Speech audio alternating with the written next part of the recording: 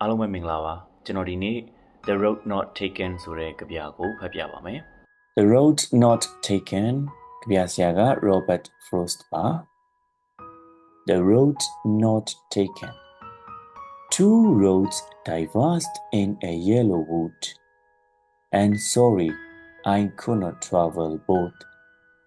and be one traveler. Long I stood, and looked down one as far as I could, to where it bent in the undergrowth, then took the other as just as fair, and having perhaps the better claim, because it was grassy and wanted wear. Though as for that, the passing there had warned them really about the same, and both that morning equally lay in leaves no step had trodden black. Oh, I kept the first for another day. Yet knowing how way leads on to way, I doubt if I should ever come back. I shall be telling this with a sigh, somewhere ages and ages hence. Two roads diverged in a wood, and I took the one less traveled by, and that has made all the difference. Robert Frost. Okay, ကြပြလေးကိုမြန်မာလိုတစ်ခေါက်ရှင်းပြပါမယ် The road not taken. The road ဆိုတော့လမ်း not taken ဆိုတော့မရွေးပြလိုက်တဲ့မလျှောက်ဖြစ်လိုက်တဲ့လမ်းပေါ့နော် Two roads diverged in a yellow wood. Two roads ဆိုတော့လမ်းနဲ့လမ်း diverged ကဒီနေရာမှာဖြာထွက်သွားတယ်ခွဲထွက်သွားတယ် in a yellow wood အဝါရောင်တစ်တောအုပ်လေးတွေ wood ကတစ်တောအဲ့တော့အဝါရောင်တစ်တောအုပ်လေးတွေကိုလမ်းနဲ့လမ်းကဖြာထွက်သွားတယ်ခွဲထွက်သွားတယ်အဲ့တော့ and sorry ပါတဲ့ I could not travel both နှစ်ခုလုံးကိုတော့ travel ဒီနေရာမှာနှစ်ခုလုံးကိုသွားလို့မဖြစ်နိုင်ဘူးပေါ့နော်လမ်းနှစ်ခုလုံးကိုသွားလို့တော့မဖြစ်နိုင်ဘူးတဲ့ and be one traveler အဲ့တော့ traveler ခီးသွားတယောက်အနေနဲ့နှစ်ခုလုံးကိုခီးနေဖို့တော့မဖြစ်နိုင်ဘူးတဲ့ long I stood ကျွန်တော်အကြာကြီးရက်ပြီးတော့စဉ်းစားနေခဲ့တယ်ပေါ့သူကဘယ်လမ်းကိုရွေးရမလဲဆိုတာကိုစဉ်းစားနေတာပေါ့တွေးဝေနေတာပေါ့ long ဆိုတော့အကြာကြီး I stood ရက်ပြီးတော့စဉ်းစားနေခဲ့တယ်တဲ့ and looked down one တခုကိုသူလှမ်းကြည့်လိုက်တယ်ငုံကြည့်လိုက်တယ်လှမ်းကြည့်လိုက်တယ်ပေါ့ as far as I could as far as ဆိုတာနောက်ကဟာနဲ့တွဲပြီးတော့ဘာသာပြန်အောင်ပေါ့နော် as far as I could ဆိုတော့ဒီနေရာမှာလမ်းကိုကြည့်တာနဲ့တွဲပြီးဘာသာပြန်မှာဆိုတော့လမ်းကိုမြင်နိုင်သမျှသူလမ်းမြင်ရသလောက်သူမျက်စိတစ်စုံပေါ့လှမ်းကြည့်လိုက်တယ်တဲ့ to where it bent to where ဆိုဘယ်စီကိုလဲဆိုလို့ရှိရင် it bent အဲ့လမ်းလေးက bent ဆိုတာဒီနေရာ bent ကကွေးကောက်တာကိုပြောချင်တယ်နော် bent in the undergrowth လမ်းလေးကကွေ့ပြီးတော့ဘယ်ကိုဝင်သွားလဲဆိုရင် undergrowth ကဒီနေရာမှာခြုံပုတ်တွေကိုပြောတာတောအုပ်ထဲကဒီလိုအောက်ကခြုံပုတ်တွေပေါ့အဲ့ခြုံပုတ်တွေတဲကိုလမ်းလေးဝင်သွားတာသူလမ်းမြင်ရတယ်လမ်းမြင်ရသလောက် as far as I could ကျွန်တော်မြင်နိုင်သလောက်သူလမ်းကြည့်လိုက်တယ်ပေါ့လမ်းကြည့်ပြီးတော့သူဒီနားမှာရက်ပြီးသူစဉ်းစားနေတာပေါ့ long I stood သူရက်ပြီးစဉ်းစားနေခဲ့တယ်တဲ့ okay ဒုတိယတစ်ပတ် then took the other တခြားတစ်ခုကို took ဆိုတော့ရွေးချယ်လိုက်တယ်ယူလိုက်တယ်ဆိုတော့ရွေးပြီးတော့သူရှောက်လိုက်တယ်ပေါ့ as just as fair ဒီနေရာမှာ as just as fair ဆိုတာနှစ်ခုလုံးကတာတူညီမျှကောင်းတယ်လို့ထင်ရတယ်လို့ပဲပြောချင်တာ as just as fair သူက then took the other တခြားတစ်ခုကိုရွေးလိုက်တယ်အဲ့တစ်ခုကလည်း as just as fair ကောင်းတယ်လို့ထင်ရတယ် as just as fair ဒီအရှိရလမ်းပထမလမ်းနဲ့ဒီတခြားလမ်းနဲ့ကြည့်ရတာ as just as fair ဆိုတာဒီနေရာမှာကောင်းမွန်တော့ nice to pretty တို့ ਨੇ အရင်တုန်းကသုံးခဲ့တဲ့ဒီ old English မှာပေါ့ဒီဟာ fair ဆိုတာကို nice to pretty တို့ဆိုတဲ့အဓိပ္ပာယ်မျိုးလေးရတယ်ပေါ့ကောင်းတဲ့အဓိပ္ပာယ်မျိုးသုံးတာ တော့ဒီလမ်းဟာလေတာတူညီမျှပဲကောင်းတယ်လို့ဒီလမ်းလောက်ကောင်းတယ်လို့ထင်ရတဲ့တခြားတစ်ခုပေါ့နော်အဲ့တခြားတစ်လမ်းတစ်ခုကိုရွေးချယ်လိုက်တယ်တဲ့ and having perhaps the better claim သူဘာလို့ရွေးရလဲဆို having perhaps ရှိကောင်းရှိနေနိုင်တယ် perhaps ကဖြစ်ကောင်းဖြစ်နိုင်တယ် having ဆိုတော့ရှိကောင်းရှိနေနိုင်တယ် the better claim အဲ့တော့ပိုကောင်းတဲ့သူ့မှာပိုကောင်းတဲ့ထင်မြင်ချက်ယူဆချက်ပေါ့ဒီနေရာမှာ claim ကအဆိုပြုချက်အဲ့တော့သူဒီလမ်းကိုတခြားတစ်လမ်းကိုသူရွေးလိုက်တယ်ဘာဖြစ်လို့လဲဆိုတော့ပိုကောင်းတဲ့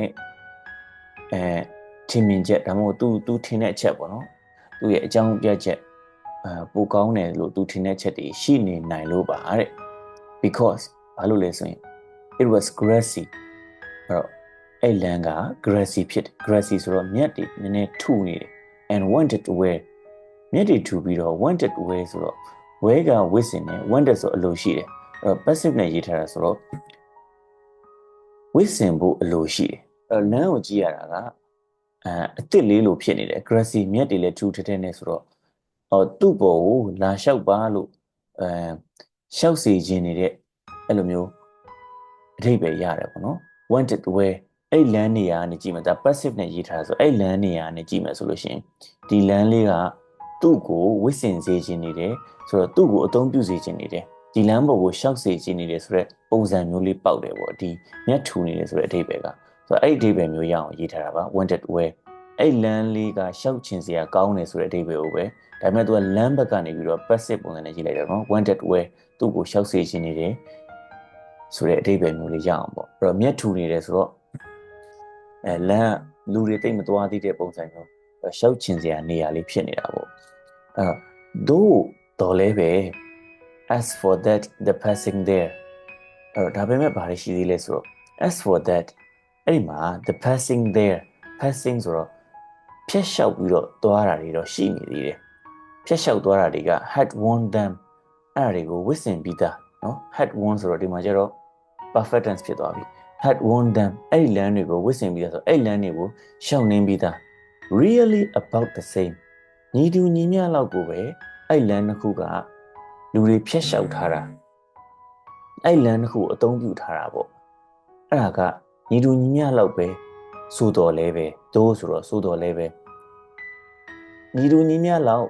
အသုံးပြုပြီးသားလို့ဖြစ်တော်လဲပဲသူကတော့ဒီလမ်းကို it was grassy and wanted well လို့သူကထင်နေတယ်အဲ့ဒါကြောင့်သူရွေးလိုက်တယ်ပေါ့ဒါသူ့ရဲ့ better claim ဒါပိုကောင်းတယ်လို့သူထင်တဲ့ယူဆချက်ပေါ့အဲ့ဒါကြောင့်သူကဒီတခြားတလမ်းကိုသူရွေးလိုက်ပါတယ်တဲ့ okay နောက်တစ်ပိုက်ဆက်ကြည့်အောင် and both that morning လန်လန်စလုံးက that morning အဲ့ဒီမနက်ခင်းမှာ equally လေးညီတူညီမျှပဲတည်ရှိနေပါတယ်တဲ့ in leaves တည့်ရတွေကိုလည်း no step had trodden black trodden ဆိုတာက step ကခြေလမ်း trodden ကနင်းလျှောက်သည်ပေါ့နော်အဲ့တော့ဒီခြေလမ်းအနေနဲ့ trodden ဆိုတော့နင်းလျှောက်ပြီးလို့ black ဆိုတော့ညစ်ပေသွားအောင် black ဆိုတော့အမဲအောင်ဖြစ်သွားအောင်ဒီတည့်ရတွေကိုမဲညစ်သွားအောင်နင်းလျှောက်ထားတာမျိုးလဲ no step အဲ့လိုမျိုးခြေလမ်းလည်းမရှိပါဘူးတဲ့ no step had trodden black အဲ့လိုမျိုးညစ်ပေသွားအောင်မဲညစ်သွားအောင်နင်းလျှောက်ထားတဲ့ခြေလမ်းတွေလည်းမရှိပါဘူးတဲ့ဒီတည့်ရတွေထဲမှာ oh I kept the first for another day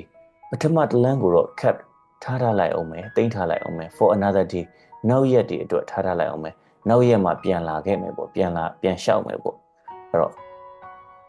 kept ဆိုတာကတင်ထားလိုက်အောင်မယ်ထားလိုက်အောင်မယ်ဆိုတဲ့အဓိပ္ပာယ်ပေါ့အဲ့တော့ဒီလမ်းကိုတော့နောက်ရက်မှာလျှောက်ဖို့အတွက်ထားလိုက်အောင်မယ်ပထမတစ်လမ်းကိုတော့ဒီတခြားလမ်းကိုသူရွေးလိုက်ပြီပေါ့ yet ဆိုတော့ yet ဆိုတာလည်းတော်လဲလို့ပဲဒီမှာပြောလို့ရတယ်နော် yet knowing how way leads on to way knowing သူသိနေတယ် how way leads on to way ဒီလမ်းတွေကဘယ်ကိုခေါ်ဆောင်သွားမလဲဆိုတာသူသိနေတော့လဲ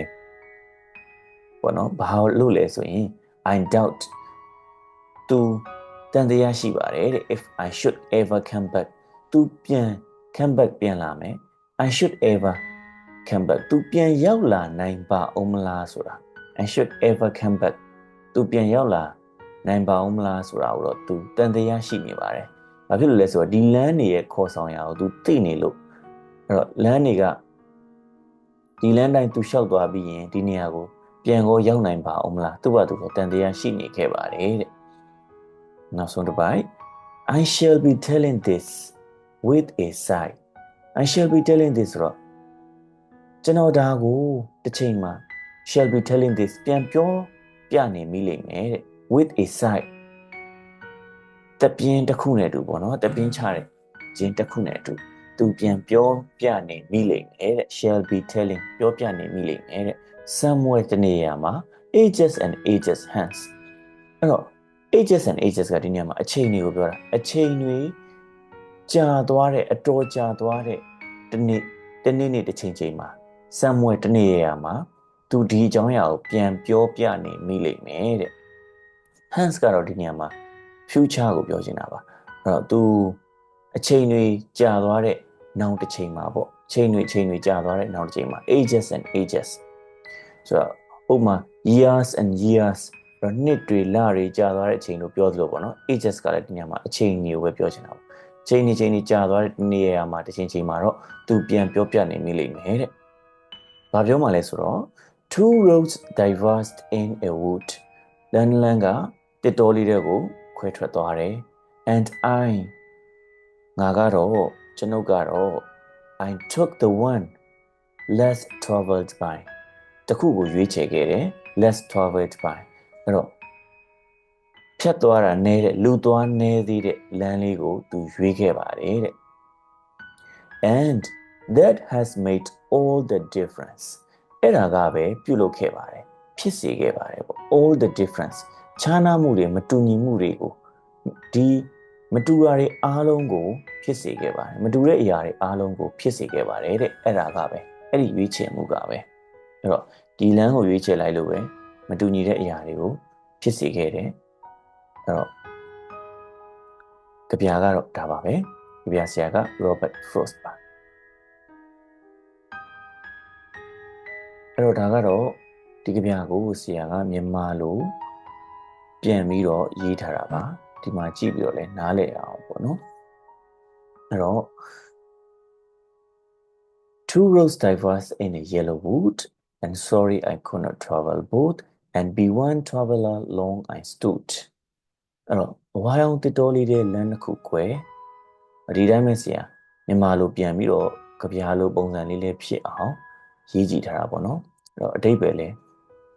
မြန်မာလိုလဲဖတ်လို့ရအောင်ပေါ့အဲ့တော့မြန်မာလိုရေးရမယ်ဆိုရင်တော့အဝါရောင်တစ်တော်လေးထဲမှာလမ်းတစ်ခုကွဲပေါ့စိတ်မကောင်းမှာနှစ်လမ်းလုံးကိုတော့ရှောက်လန်းဖို့ရမှာဖြစ်နိုင်ပါ I could not travel both နှစ်လမ်းလုံးကိုရှောက်လန်းဖို့တော့မဖြစ်နိုင်ဘူး sorry ပါစိတ်မကောင်းပါဘူး long I stood ရက်နေခဲ့တာအတော်ကြာပေါ့အဲ့ဒါမျိုးလေးမြန်မာလိုဘာသာပြန်လို့ရသလောက်ပြန်ထားတာပါ and look down as far as I could အဲ့တော့မြင်နိုင်တဲ့လောက်မျှော်ကြည့်မိတာမျက်စိတစ်စုံto where it bent in the undergrowth အဲ့တော့ခြုံတော်အုပ်တွေတွေကိုကွစ်ကောက်ဝင်သွားတဲ့လမ်းကလေးပဲအဲ့လမ်းကလေးကိုမြင်နိုင်တဲ့လောက်လမ်းကြည့်နေခဲ့မိတယ်ပေါ့နော် then took the other as just as fair အဲ့တော့ကောင်းမှထင်တဲ့တခြားလမ်းကိုရွေးခဲ့မိတယ် and having perhaps the better claim ပိုကောင်းတဲ့အကြောင်းအရာတွေပိုကောင်းတဲ့အရာတွေလည်းရှိနေနိုင်လို့ပေါ့ because it was grassy and wanted to wear ဘာလို့လဲဆိုတော့အဲ့ဒီမှာ grassy အကြောင်းကတော့မြက်ထူထူတွေရယ် wanted to wear လူတွေတိတ်မရောက်သေးတာရယ်လူတိတ်မရောက်သေးတာပေါ့နော်လွယ်လွယ်ကူဘာသာပြန်လိုက်ရင်တော့ though as for that the passing there had warned them really about the same အဲ့တော့ passing there အဲ့ဖြတ်တန်းမှုတွေကြောင့်လမ်းတစ်ခုဟာအတူတူလောက်ပဲရှိမယ်ဆိုတော့လဲ had warned them really about the same though ဆိုတော့လဲအတူတူလောက်ပဲရှိနေမယ်ဆိုတော့လဲပဲလူတိတ်မရောက်သေးဘူးမြတ်ထူထူတွေရှိတယ်အဲ့ဒီအကြောင်းကြောင့်အဲ့တော့တခြားလမ်းပိုကောင်းမယ်လို့ထင်နိုင်တဲ့တခြားလမ်းတစ်ခုကိုရွေးခဲ့မိပါတယ်ပေါ့နော် okay and both that morning equally lay အဲ့မနက်မှာလမ်းတစ်ခုကညီတူစွာလေးကတရှိနေခဲ့တယ်ပေါ့နော်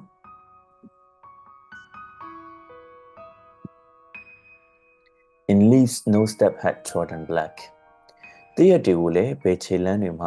မဲညစ်မသွားစေခဲ့ပါ or I kept the first for another day ပထမတစ်လမ်းကိုတော့နောင်ခါမှရှောက်ဖို့ထားလိုက်ပါမယ်လေ Yet knowing how way leads on to way, I doubt if I should ever come back. လမ်းရဲ့ခေါ်ဆောင်ရာတွေကိုသိနေတော့နောက်တစ်ခါပြန်လာနိုင်ပါမလားဆိုတာငါတန်တရားတော့ရှိခဲ့တာ I shall be telling this with a sigh. Somewhere ages and ages hence. နှစ်များစွာကြာတဲ့အခါ whole away တနေရာမှာဒီအကြောင်းတွေကိုငါပင့်သက်ချကပြန်ပြောပြနေမှာ Two roads diverged in a wood, and I took the one less traveled by, and that has made all the difference. တို့ထဲသို့လမ်းနှစ်သွယ်ငါလူသွားလမ်းတို့ထဲသို့လမ်းနှစ်သွယ်ငါလူသွားနေတဲ့လမ်းကိုရွေးခဲ့တယ်ဒါပဲမတူခြားတဲ့အရာတွေကိုဖြစ်စေခဲ့တယ်ဒါတွေကြောင့်ပဲသူများနဲ့မတူတဲ့အရာတွေဖြစ်စေခဲ့တယ်ပေါ့နော်အဲ့ဒီပဲမျိုးပါ Okay ဒါကတော့ကြပြဆရာပါဒီကြပြကိုရေးခဲ့တဲ့ Robert Frost ဆိုတဲ့ကြပြဆရာပါ1884ကနေ1963အထိအသက်ရှင်နေထိုင်သွားတယ်အသက်88နှစ်မှာကွယ်လွန်သွားခဲ့တယ်ပေါ့နော်ဒီမှာ Thomas ဆိုတာကသူ့ရဲ့တငယ်ချင်း Thomas ကိုဘာလို့ထည့်ထားလဲဆိုတော့ဒီကြပြရဲ့အကြောင်းလေးနည်းနည်းပြောပြရင်ဒီကြပြကအရင်နာမည်ကြီးပါတယ်အင်္ဂလိပ်စာကြပြတွေမှာအင်္ဂလိပ်စာသင်တဲ့သင်ရိုးညွှန်းတမ်းတွေမှာအင်္ဂလိပ်စာကြပြအနေနဲ့တော်တော်များများထည့်ပြီးတော့သင်ကြပါတယ်မြန်မာနိုင်ငံမှာမဟုတ်ဘူးတခြားနိုင်ငံတွေမှာသင်ရိုးညွှန်းတမ်းတွေမှာအင်္ဂလိပ်စာသင်ရိုးညွှန်းတမ်းတွေမှာထည့်ပြီးတော့သင်တဲ့နာမည်ကြီးကြပြပါကဘာကျော်ကြပြပါအင်္ဂလိပ်စာကဘာကျော်အင်္ဂလိပ်ကြပြပါကန်နဝင်ကြပြကြီးပေါ့နော်ဒါပေမဲ့ဒီကြပြကိုဒီကြပြဆရာ Robert Frost ကစတင်ရေးခဲ့တော့တဲ့သူကသူ့တငယ်ချင်း Thomas ကိုသူကစနောက်ခြင်းတဲ့အနေနဲ့ရေးခဲ့တာပါတဲ့ဘာလို့စနောက်ခြင်းတာလဲဆိုတော့သူ့တငယ်ချင်းကဒီကြပြထဲမှာလို့ပဲရွေးချယ်စရာနှစ်ခုရှိရင်အမြဲတမ်းဘယ်ဟာကိုရွေးရမလဲဆိုတာအမြဲတမ်းတွေးဝေနေလေးရှိတယ်တဲ့ပြီးရင်လည်းသူရွေးပြီးသွားရင်လည်းဒီတစ်ခုကိုရွေးလိုက်မိရင်အကောင်းသားဆိုပြီးတော့ပြန်နှောင်းတိုက်ရနေတာမျိုးရှိတယ်ပေါ့နော်အဲ့လိုမျိုးရှိတတ်တဲ့သူတငယ်ချင်းရဲ့အကျင့်ကိုသူကနောက်ချင်လို့ပေါ့နော်စချင်လို့ပေါ့အဲ့လိုမျိုးရေးခဲ့တဲ့ကြပြလေးပါတဲ့အဲ့တော့ဒါအရင်တုန်းကဒီကြပြတွေရေးခဲ့တဲ့ကြပြဆရာတွေရဲ့ပုံစံပေါ့နော်ဒါမြန်မာကြပြဆရာတွေမှာလည်းရှိပါတယ်မြန်မာကြပြတွေမှာလည်းအရင်တုန်းကကြပြတွေမှာတယောက်နဲ့တယောက်အပြန်အလှန်ပေါ့နော်တခြားသူတယောက်ကိုတခြားကြပြဆရာကိုလည်းဖြစ်မယ်တခြားလူတယောက်ကိုလည်းဖြစ်မယ်သိစေခြင်းလို့တော့မှစနောက်ခြင်းလို့ပြောခြင်းလို့ဆိုရင်ကြပြလေးတွေစာချိုးလေးတွေနဲ့အပြန်အလှန်ရေးပြီးတော့ပြောလေးရှိတယ်ဒါအဆက်အသွယ်လုပ်လေးရှိတယ်ပေါ့နော်ဒါအဲ့လိုမျိုးလုပ်တဲ့အလေးထားလေးတွေအရင်တုန်းကရှိခဲ့ပါတယ်အများကြီးတွင်ကျယ်ခဲ့အခုထပ်ပို့ပြီးတော့အရင်တုန်းကတွင်ကျယ်ခဲ့တဲ့ပုံရှိပါတယ်အခုလည်းပဲပုံမှာကြပြတွေစာရီထဲမှာတော့ထည့်ရတာမျိုးလည်းရှိမှာပါဒါပေမဲ့အရင်တုန်းကတော့အဲ့လိုမျိုးလုပ်တဲ့ delay ကပို့ပြီးတော့ရှိခဲ့တဲ့ပုံပေါက်ပါတယ်မြန်မာကြပြတွေစာချိုးတွေမှာလည်းအဲ့လိုမျိုးအပြန်အလှန်စာချိုးတွေနဲ့ဆက်သွယ်ပြီးတော့ပြောကြတယ်ဆိုတာမျိုးတွေမြန်မာစာရီထဲမှာလည်းတွေ့ရပါတယ်အဲ့တော့ဒါကတော့ English ကြပြဆရာ Robert Frost ပါ Okay ဒါဆိုရင်ဆရာတို့ဒီထဲက vocabulary လေးတွေလည်းကြည့်ကြအောင် diverse ကို verb tense လေးတွေရေးပေးထားရပါတော့ diverse အလွယ်ပြောရင် verb 1 verb 2 verb 3ပေါ့နော်အဲ့တော့ diverge ed နဲ့ပဲပေါင်းပါတယ်လွယ်ပါတယ် diverse diversed အဲ့တော့ခွဲထွက်သည်ဖြာထွက်သည်ဆိုတဲ့အဓိပ္ပာယ် verb ပေါ့နော် look down ကတော့ဒီမှာ phrasal verb တွဲပြီးတော့ကြည့်တာပေါ့နော်ငုံကြည့်တာလှမ်းကြည့်လိုက်တာဆိုတဲ့အဓိပ္ပာယ်ပေါ့နော် as far as က idiom အနေနဲ့ပါသူကthe loud the မြthe loud ဆိုတဲ့အဓိပ္ပာယ်ပေါ့နော်မြင်နိုင်တဲ့မြမြင်နိုင်တဲ့လောက်အဲ့လိုမျိုးပေါ့နော် as far as I know ဆိုရင်ကျွန်တော်သိတဲ့လောက်ပြောရရင် as far as I know အဲ့လိုမျိုးပြောလို့ရတယ်ပေါ့နော် band ကquick ကောက်သည်ဒီလိုပဲ tense တွေရေးထားတယ် verb 1 2 3အဲ့တော့ past tense past perfect ပေါ့နော် perfect tense ပေါ့နော်အဲ့တော့band band bnd ပြီးရင် bnt နဲ့ band ဖြစ်ပါတယ် verb 2 verb 3ပြောင်းကြည့်ရင် အဲ့တော့အဓိပ္ပာယ်ကတော့ကွေ့ကောက်သည်ကွေးသည်ချိုးသည်ဆိုတဲ့အဓိပ္ပာယ်မျိုးလည်းရပါတယ် band ကို undergrowth ကပင်ချီပိတ်ပေါင်းအဲ့တော့တောအုပ်ထဲမှာရှိတဲ့အောက်ခြေမှာရှိတဲ့ခြုံတွေပင်ချီပိတ်ပေါင်းတွေကိုခြုံပြီးတော့ပြောလိုက်တာပါ undergrowth ဆိုတာ perhaps ကတော့ဖြစ်ကောင်းဖြစ်နိုင်သည်ဆိုတဲ့အဓိပ္ပာယ်ပါ maybe နဲ့တူတူပဲเนาะ maybe perhaps claim ကကြတော့အခိုင်အမာဆိုသည် verb လို့ဆိုရင်အခိုင်အမာဆိုသည်ပြောသည်ပေါ့เนาะ noun လို့ဆိုရင်တော့အဆိုပြုချက်ပြောဆိုချက်ပေါ့ okay နောက်တစ်ခုက grassy ဆိုတာက grass ကမြက် grassy ဆိုတော့ adjective မြက်ထူသော wear worn ဒါကဝတ်ဆင်သည်တရားသိတယ် lie lay lame အဲ့တော့ဒါကတည်ရှိသည်ဆိုတဲ့အဓိပ္ပာယ်ပါအဲ့တော့ဒီ verb ပုံစံလေးတွေကထူးခြားတဲ့အတွက်တိတိကျကျမှတ်ထားသင့်ပါတယ်အဲ့တော့မိကုန်းနေမှာပါခဲ့ရင်လည်းအဲ့တော့မှားတတ်ပါတယ် lie lay lame အဲ့တော့ verb ပုံစံပြောင်းသွားတယ်အဓိပ္ပာယ်ကတော့တည်ရှိသည်ဆိုတဲ့အဓိပ္ပာယ်ပါဒီတစ်ခုလည်းလို့ပါပဲ trot trodden အဲ့တော့နင်းလျှောက်သည်ဆိုတဲ့အဓိပ္ပာယ်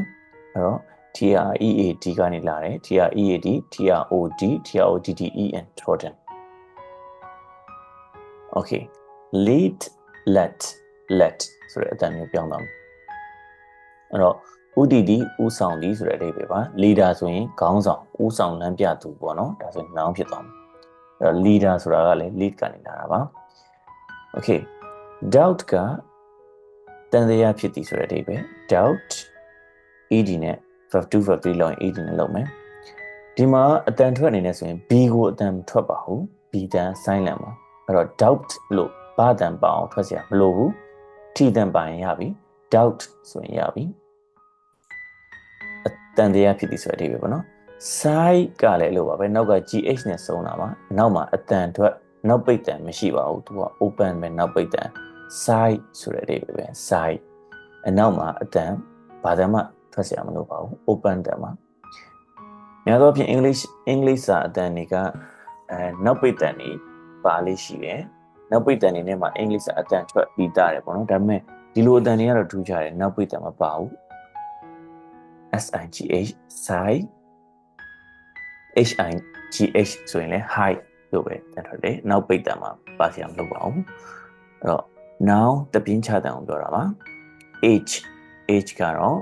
အသက်တန်းလို့ပြောသလိုဒီနေရာမှာခေတ်အချိန်ကြီးလို့ပြောချင်တာပါဒီကြပြထဲမှာတော့ okay အဲ့တော့ကြပြကတော့ဒီလောက်ပါပဲအဲ့တော့ကြပြကိုအားလုံးနားလည်မယ်လို့မျှော်လင့်ပါတယ်နားမလည်တာတွေရှိရင်လည်း comment မှာမေးနိုင်ပါတယ်နောက်ထပ်သိချင်တာတွေရှိရင်လည်း comment မှာမေးနိုင်ပါတယ်အားလုံးကျေးဇူးတင်ပါတယ် see you in next video